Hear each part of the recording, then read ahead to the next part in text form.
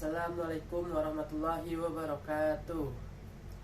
Saya Ahmad Sandi Maulana dengan NIM 414191100186.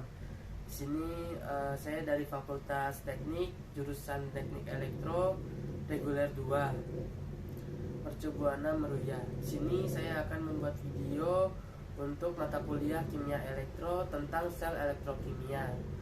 Di sini pertama-tama saya akan menjelaskan apa itu sel elektrokimia. Jadi sel elektrokimia itu adalah suatu alat yang mampu menghasilkan energi listrik dari reaksi kimia atau menggunakan energi listrik untuk menghasilkan reaksi kimia.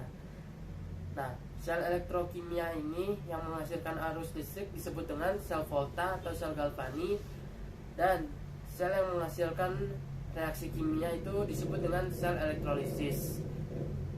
Di sini saya akan menjelaskan masing-masing apa itu sel galvani atau sel volta dan apa itu sel elektrolisis. Di sini pertama saya akan menjelaskan tentang apa itu sel galvani. Jadi sel galvani ini adalah sel elektrokimia yang menghasilkan energi listrik dari reaksi redoks yang spontan terjadi di dalam sel. Kenapa dinamakan sel galvani? Karena sel galvani ini ditemukan oleh Luigi Galvani. Dan nama lain dari sel galvani ini juga ada, yaitu sel volta. Kenapa dinamakan sel volta? Karena ditemukan oleh Alessandro Volta. Ya, sel galvani ini biasanya mengandung dua buah logam yang terhubung dengan jembatan garam atau setengah sel yang dipisahkan dengan membran porus. Untuk lebih jelas, perhatikan gambar untuk sel galvani berikut ini.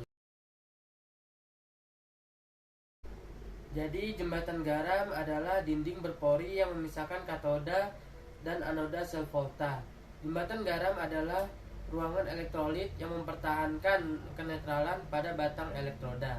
Saat elektroda dihubungkan, pada anoda akan terjadi reaksi oksidasi dan pada katoda akan terjadi reaksi reduksi. Jika sel volta menggunakan seng sebagai anoda dan tembaga sebagai katoda, maka akan terjadi reaksi redoks pada berikut ini. Setelah saya menjelaskan apa itu sel galvani atau sel volta, kali ini saya akan menjelaskan tentang sel elektrolisis. Yang pertama, saya akan menjelaskan tentang pengertian sel elektrolisis. Sel elektrolisis yaitu penguraian suatu zat akibat adanya arus listrik. Zat yang terurai dapat berbentuk padat, cairan, atau larutan. Arus listrik yang digunakan adalah searah atau DC. Terdapat tiga ciri utama suatu proses sel elektrolisis, yaitu adanya ion bebas dalam suatu larutan elektrolit. Yang kedua, terdapat sumber arus DC dari luar, misalnya baterai. Dan yang ketiga, dalam sel elektrolisis memiliki dua elektroda, yaitu katoda dan anoda. Jadi cara kerja sel elektrolisis ini yaitu saat sel elektrolisis dialiri dengan listrik, muatan listrik elektron akan memicu reaksi redoks pada sel. Anoda akan mengalami reaksi oksidasi, sementara katoda akan mengalami reaksi reduksi.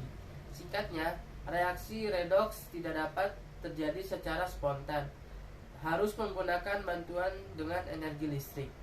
Berikut saya akan jelaskan kegunaan sel elektrolisis dalam kegiatan manusia sehari-hari di sekitarnya, yaitu diantaranya yang pertama, cara kerja sel elektrolisis digunakan untuk metode pembuatan gas oksigen, hidrogen, atau gas klorin di laboratorium.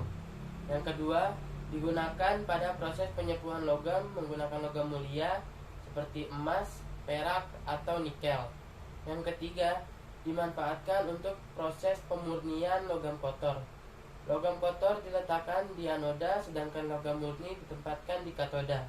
Sekian dan terima kasih atas penjelasan saya tentang materi sel elektrokimia tadi. Semoga mudah dipahami. Sekian dari saya tutup. Wabillahi taufiq wal hidayah. Wassalamualaikum warahmatullahi wabarakatuh.